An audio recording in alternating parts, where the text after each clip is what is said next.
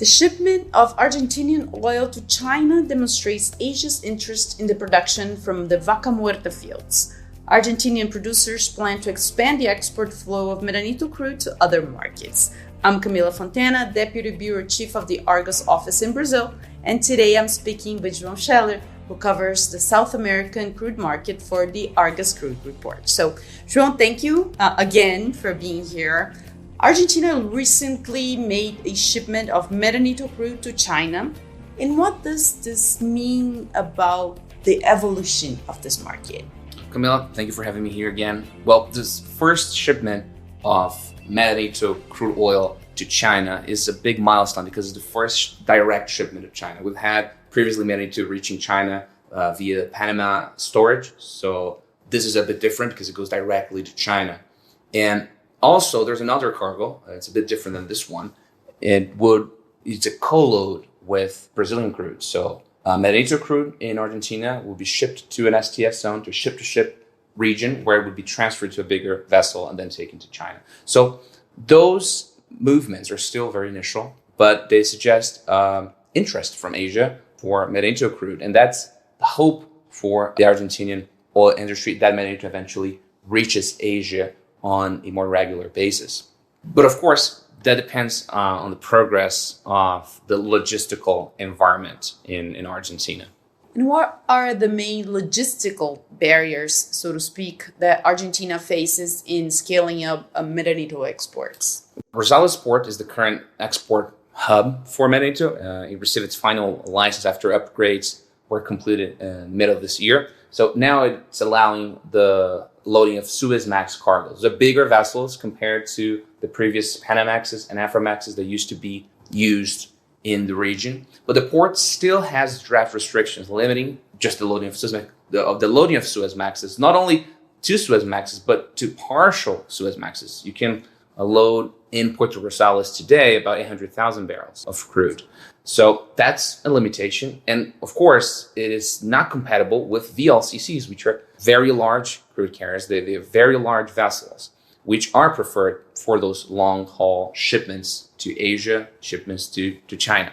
So this co-loading we have with Brazilian crude that we mentioned, it's a first attempt to see different possibilities that producers can have to send Medanito to Asia. But it's still very hard to be economically viable without the possibility of loading those bigger vessels. So first of all, those are the main issues. And of course, we're talking about China here because we mentioned the hopes of those Argentinian producers to send Medanito to China. But the current market for Medanito is not Asia, is the US. The US West Coast, indeed. The region received about 70% of all Medanito exports, waterborne exports, in the first half of this year. So the market is still concentrated in the Americas. And we have those developments in Puerto Rosales. By the way, this already changed the market significantly. Argus has recently launched new freight assessments for Medanito, considering those partially loaded Suezmaxes.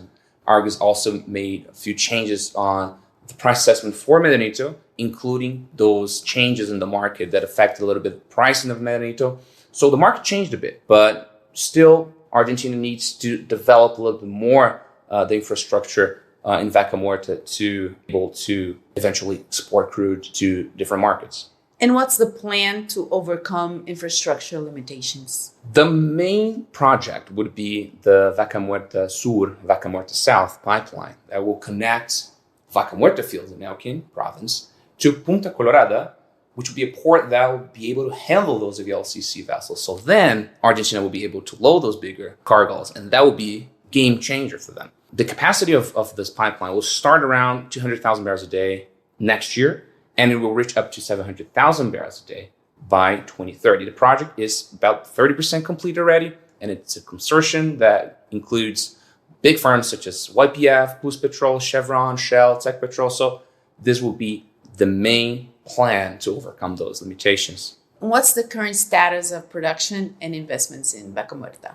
Well, Argentina hit a record of 800,000 barrels a day in July 2025. Vaca Muerta was contributing to that output by 63%. So Argentina expects to increase even further this production. In fact, the idea is to reach 1.5 million barrels a day by 2030, with 1 million barrels a day only for export. So investments remain strong, and we have YPF, for instance, the state-controlled company, divesting mature fields to focus on shale. So the production is growing, and it's growing eventually to reach a new status for Medanito. Are there any risks that could slow down crude expansion in Argentina? Well, yes. First one is, of course, the logistical infrastructure.